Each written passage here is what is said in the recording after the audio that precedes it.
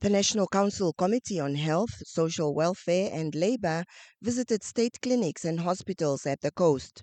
The committee is performing an oversight function, and the findings will be included in a report to be tabled in Parliament.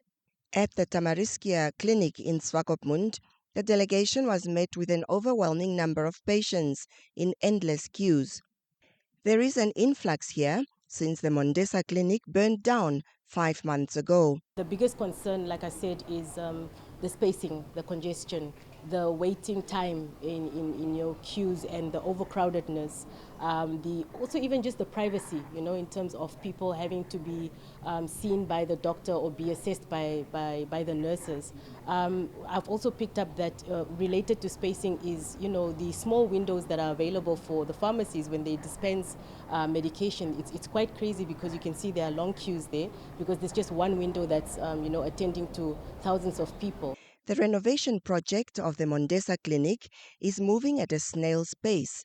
They are still in the process of finalising the conversation and identifying the contractor who will be responsible for the renovations at this clinic. However, we did also ask them what the timeline is, and we stressed that we will hold them accountable. They've indicated that it will be between 2 to 3 months, and we will follow up after 2 to 3 months and find out what the progress is.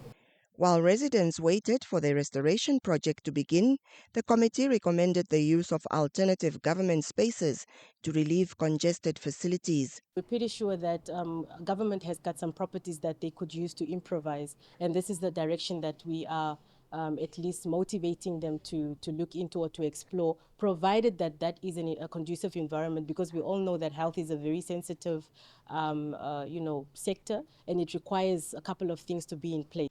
The committee is satisfied with repairs of the Walvis Bay District Hospital building. About 2 years ago, committee members discovered dilapidated infrastructure, including a collapsed ceiling at that state facility.